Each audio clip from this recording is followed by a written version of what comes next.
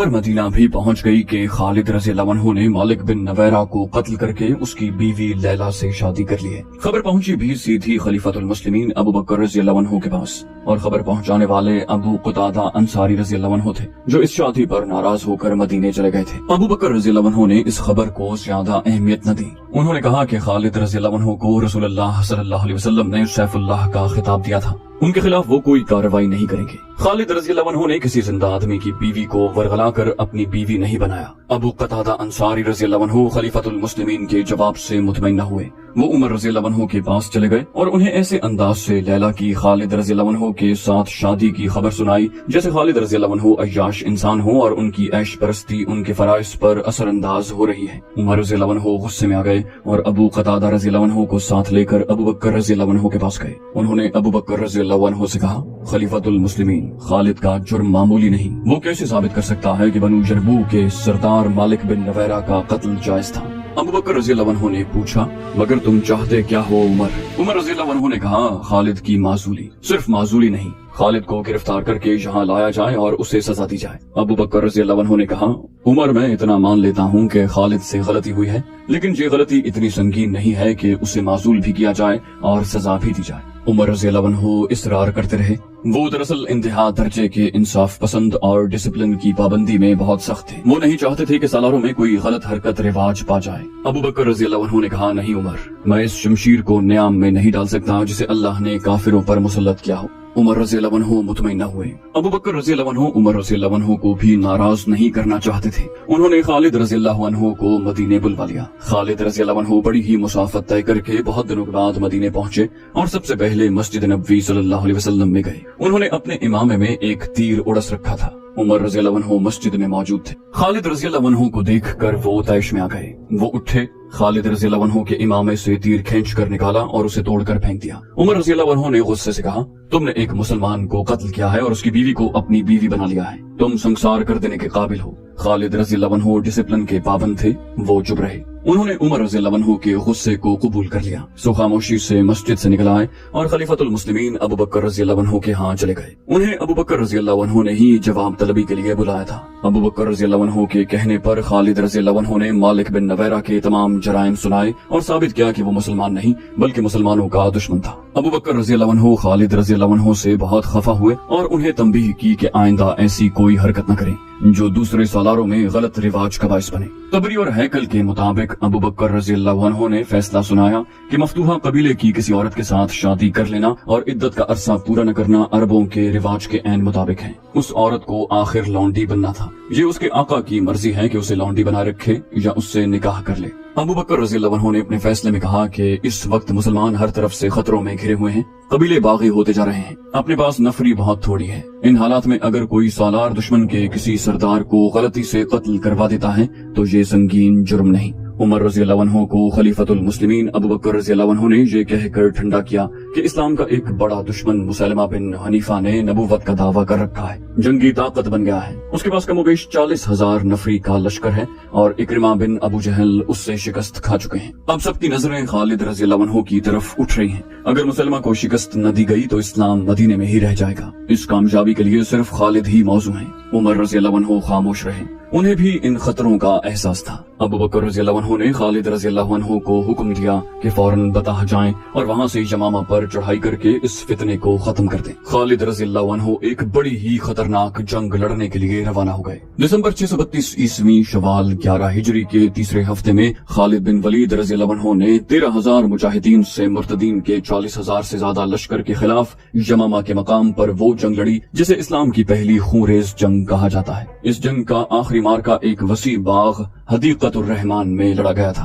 वहाँ दोनों तरफ इस कदर जानी नुकसान हुआ था कि हदीकतुर रहमान को लोग हदीकतुल मौत कहने लगे। आज तक उसे हदीकतुल मौत कहा जाता है। उस वक्त खालिद रज़ी अल्लाह अन्हु मदीने में थे। उन्हें खलीफतुल मुस्लिमीन अबू बकर रज़ी अल्लाह अन्हु ने उमर रज़ी अल्लाह अन्हु की इस शिकायत पर जवाब तलबी के लिए मदीने बुलाया था कि उन्होंने मालिक बिन नवैरा को कत्ल करवा के उसकी बीवी लैला के साथ शादी कर ली। अबू बकर रज़ी अल्लाह अन्हु ने इन हालात को देखते हुए जिनमें इस्लाम घिर गया था, खालिद रज़ी अल्लाह अन्हु के हक में फैसला दिया और खालिद रज़ी अल्लाह अन्हु को वापस बताह जाने और यमामा के मुसलमा कज़्ज़ाब के फितने को खत्म करने का हुक्म दिया था। मुसलमा कज़्ज़ाब के मुताल्लिक बताया जा चुका है कि उसने नबूवत का दावा कर रखा था। اس کے پیروکاروں کی تعداد اتنی زیادہ ہو گئی تھی کہ اس کا لشکر مسلمانوں کے لیے خطرہ بن گیا تھا۔ اس وقت تک مسلمان ایک طاقت بن چکے تھے، لیکن مسلمہ کی طاقت بڑھتی جا رہی تھی۔ یہ مدینے کے لیے بھی خطرہ تھا اور اسلام کے لیے بھی۔ مدینہ سلطنت اسلامیہ کا واحد مرکز تھا۔ خالد کا لشکر بطاح میں تھا، وہیں انہوں نے مالک بن نویرہ کو سزائے موت دی اور اس کی بیوی لیلا کے ساتھ شادی کی تھی۔ لیلا وہیں تھی۔ خالد بطاح کو روانہ ہو گئے۔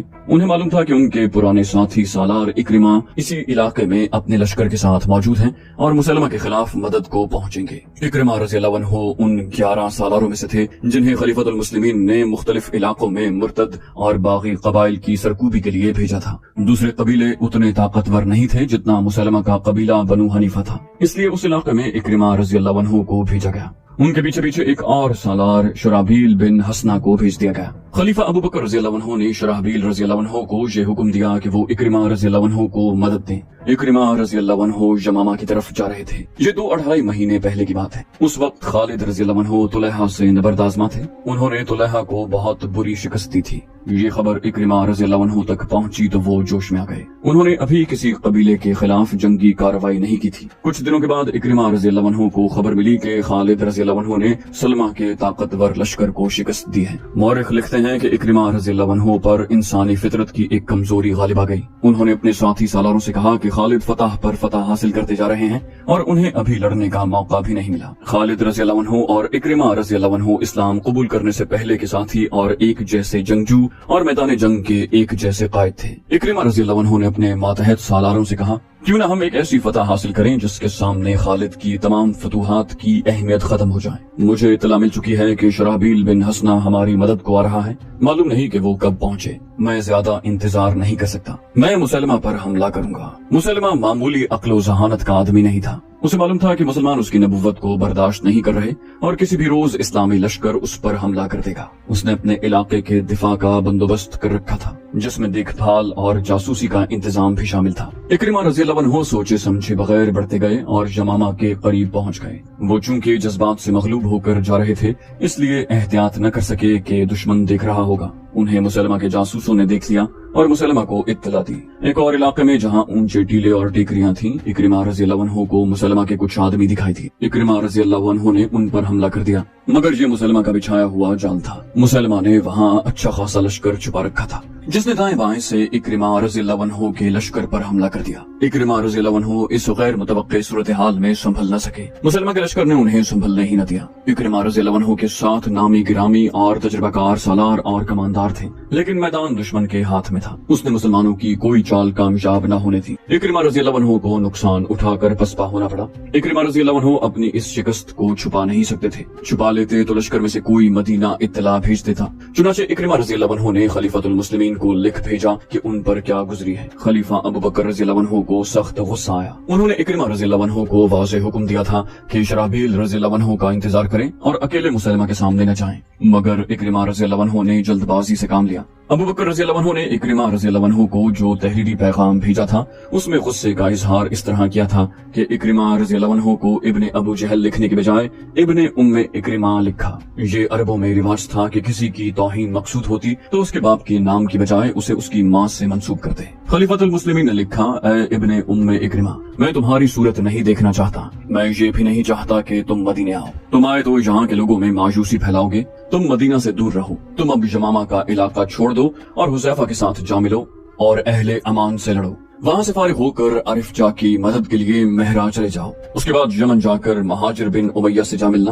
جب تک تم سالاری کے معیار پر پورے نہیں اترتے مجھے اپنی صورت نہ دکھانا۔ خلیفۃ المسلمین ابو بکر رضی اللہ عنہ نے شرحبیل کو پیغام بھیجا کہ وہ جہاں ہیں وہیں رہیں اور جب خالد رضی اللہ عنہ آئیں تو اپنا لشکر ان کے ساتھ کر کے خود ان کے ماتحت ہو جائیں۔ خالد رضی اللہ عنہ کو بتا دیا گیا تھا کہ شرحبیل رضی اللہ عنہ کا لشکر بھی انہیں مل رہا ہے۔ وہ خوش ہوئے کہ اب وہ مسلمہ کا مقابلہ بہتر طریقے سے کر سکیں گے۔ انہیں توقع تھی کہ شرحبیل کا لشکر تازہ دم ہوگا، مگر یہ لشکر خالد رضی اللہ عنہ کو ملا تو وہ تازہ دم نہیں تھا، اس میں کئی مجاہدین زخمی تھے۔ خالد رضی اللہ عنہ نے پوچھا، کیا ہوا شرحبیل؟ شرحبیل رضی اللہ عنہ نے کہا، ندامت کے سوا میرے پاس کوئی جواب نہیں، میں نے خلیفۃ المسلمین کی حکم عدولی کی ہے۔ میرے لیے حکم تھا کہ اکرمہ کو مدد دوں، मगर मेरे पहुंचने से पहले इकरिमा मुसलमा के लश्कर से टक्कर लेकर पसपा हो चुका था। ये एक खत था जिसने मुझ पर भी गलबा पा लिया। ये एक फतह तुम्हारे हिसाब में लिखी जाए। बारीक बीन और दूर अंदेश खालिद रज़ी अल्लाह अन्हु ने तंजिया लहजे में शराहबील रज़ी अल्लाह अन्हु का जवाब पूरा करते हुए कहा, अकेले पत्थर की कोई ताकत नहीं होती शराहबील, पत्थर मिलकर चट्टान बना करते हैं। फिर इस चट्टान से जो टकराता है वो दूसरी बार टकराने के लिए जिंदा नहीं रहता। खुद गर्जी और जाती मफाद का अंजाम देख लिया तुमने। इकरिमा जैसा तजुर्बाकार सालार पिट कर जलील हो चुका है। मैं तुम पर कर्म करता हूँ कि खलीफा को तुम्हारी हिमाकत की खबर नहीं होने दूंगा। शराबील रज़ी अल्लाह अन्हु ने इकरिमा रज़ी अल्लाह अन्हु जैसी गलत हरकत की थी। उन्होंने भी खालिद रज़ी अल्लाह अन्हु से बाजी ले जाने के लिए रास्ते में मुसलमा के लश्कर से टक्कर ली और पसपा होना पड़ा। मुसलमा कज़्ज़ाब दरबार लगाए बैठा था। ठिगने कद वाला ये बदसूरत इंसान मुकम्मल नबी बन चुका था। उसका कबीला बनु हनीफा तो उसे नबी मान ही चुका था। दूसरे कबीले के लोग चौक दर चौक उसकी बैत के लिए आते और उसकी एक झलक देखने को बेताब रहते। लोगों ने उसकी कुव्वत और करामात देख ली थी। अब उसके पैरोकारों ने 2 मौजज़े और देख लिए थे। उन्होंने मुसलमानों के 2 नामवर सालारों को जरा जरा सी देर में मैदान से भगा दिया। मजहबी और नजरियाती तौर पर मुसलमान रेशम की तरह नरम थे, लेकिन मैदानी जंग में वो फौलाद से ज्यादा सख्त और बिजलियों की तरह कहर बन जाते थे। जंगी लिहाज से मुसलमान दहशत बन गए थे। इकरिमा रज़ी अल्लाह अन्हु और शराहबील रज़ी अल्लाह अन्हु ने अपनी गलती और कजफहमी से शिकस्त खाई, लेकिन बनु हनीफा ने उन्हें अपने कज़्ज़ाब नबी के मौजज़ों और करामात के खाते में लिख दिया। वो कहता था कि मुसलमानों को मुसलमा के सिवा कौन शिकस्त दे सकता है। मुसलमा ने अपने पास बैठे हुए अपने दस्ते रास्त निहारुन रिजाल से कहा, रिजाल, अब हमें मदीना की तरफ कूच की तैयारी करनी चाहिए। मुसलमानों में अब वो दमखम नहीं रहा। रिजाल वो शख्स था जिसने रसूल करीम सल्लल्लाहु अलैहि वसल्लम के साए तले बैठकर कुरान पढ़ा और मजहब पर उबूर हासिल किया था और उसे मुबल्लिग बनाकर मुसलमा के इलाके में भेजा गया था। मगर उस पर मुसलमा का जादू चल गया था। उसने मुसलमा की नबूवत का प्रचार शुरू कर दिया। आयाते कुरानी को तोड़ मोड़ कर उसने उन लोगों को भी मुसलमा का पैरोकार बना दिया जो इस्लाम कबूल कर चुके थे। मुसलमा ने उसे अपना मोतमिद खास बना लिया था। ये शराब और निस्वानी हुस्न का जादू था। खुद मुसलमा जिसकी शक्ल सूरत मकरूह सी थी और कद मज़े खेज हद तक ठिकना था, औरतों में ज्यादा मकबूल था। मौरिख लिखते हैं कि औरतों के लिए उसमें एक मखसूस कशिश थी। सजा जैसी औरत जो क्लोपेट्रा की तरह जंगी कुव्वत लेकर मुसलमा को तहतीक करने आई थी, सिर्फ एक मुलाकात में उसकी बीवी बन गई। ये मुसलमा की जिस्मानी ताकत और मकनातीसियत थी। अब तो वो बहुत बड़ी जंगी ताकत बन गया था। इकरिमा रज़ी अल्लाह अन्हु और शराहबील रज़ी अल्लाह अन्हु को पसपा करके उसके अपने और उसके लश्कर के हौसले बढ़ गए थे। वो अब मदीने पर चढ़ाई की बातें कर रहा था। वो दरबार में बैठा रिजाल से कह रहा था कि मदीने की तरफ कूच की तैयारी करनी चाहिए। रिजाल कुछ कहने भी नहीं पाया था कि मुसलमा को इत्तला दी गई कि एक जासूस आया है। मुसलमा ने उसे फौरन बुला लिया। जासूस ने कहा, मुसलमानों का लश्कर आ रहा है, तादाद 10 और 15,000 के दरमियान है। मुसलमा ने पूछा, तुमने जब देखा ये लश्कर कहाँ था? जासूस ने कहा, वादी हनीफा से कुछ दूर, अब और आगे आ चुका होगा। मुसलमा ने रौनक से कहा, इन बदबख्तों को मौत वादी हनीफा में ले आए हैं। इन्हें मालूम नहीं कि इनका 10-15,000 का लश्कर मेरे 40,000 शेरों के हाथों चीरा फाड़ा जाएगा। वो उठ खड़ा हुआ। तमाम दरबारी एहतराम के लिए उठे। वो रिजाल को साथ लेकर दरबार से निकल गया। उसने अपना घोड़ा तैयार करवाया, रिजाल को साथ लिया और दोनों घोड़े उन्हें यमामा से दूर ले गए। वो वादी हनीफा की तरफ जा रहे थे। रास्ते में मुसलमा ने निहारुन रिजाल से कहा, इस वादी से वो जिंदा नहीं निकल सकेंगे, मेरे इस फंदे से वो वाकिफ नहीं।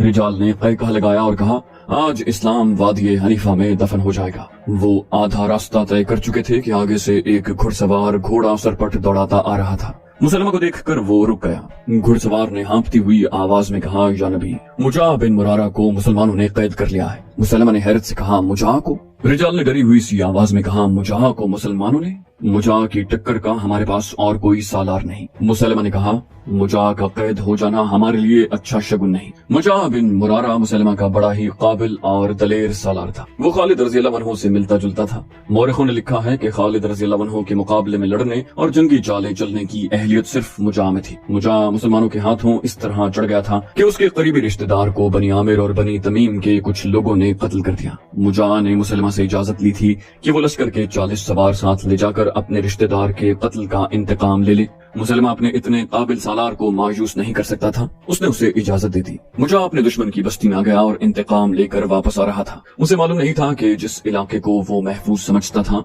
वो अब महफूज नहीं। उसने अपने सवारों को एक जगह आराम के लिए रोक लिया। वो सब अपना फर्ज कामयाबी से पूरा कराए थे। घोड़ों की जीनें उतार कर वो लेट गए और गहरी नींद सो गए। खालिद रज़ी अल्लाह अन्हु का लश्कर उसी तरफ आ रहा था। अल सुबह उस लश्कर का हिरावल दस्ता वहाँ पहुँचा जहाँ मुजाह अपने 40 सवारों के साथ गहरी नींद सोया हुआ था। उन सबको मुजाहिदीन ने जगाया। उनसे हथियार और घोड़े ले लिए और उन्हें हिरासत में लेकर पीछे खालिद रज़ी अल्लाह अन्हु के पास ले गए। खालिद रज़ी अल्लाह अन्हु को मालूम नहीं था कि मुजाह मुसलमा का बड़ा कीमती सालार है। वो उसे भी महज सवार या सिपाही समझ रहे थे। उन्होंने दरअसल बड़ा मोटा शिकार पकड़ा था। उन्होंने ये तो बता दिया कि वो मुसलमा की फौज के आदमी हैं, लेकिन मुजाह का रुतबा जाहिर न होने दिया। खालिद रज़ी अल्लाह अन्हु ने उनसे पूछा, क्या तुम हमारे मुकाबले के लिए आए थे? एक ने जवाब दिया, नहीं, हमें तो मालूम ही नहीं था कि मुसलमानों का लश्कर आ रहा है। हम बनी आमिर और बनी तमीम से अपने एक खून का बदला लेने गए थे। खालिद रज़ी अल्लाह अन्हु ने कहा, मैंने मान लिया, मैं तुम्हारी जान बख्शी कर सकता हूँ। अब मेरे इस सवाल का जवाब दो कि तुम किसे अल्लाह का सच्चा रसूल मानते हो और किस पर ईमान रखते हो। एक सवार ने जवाब दिया, बेशक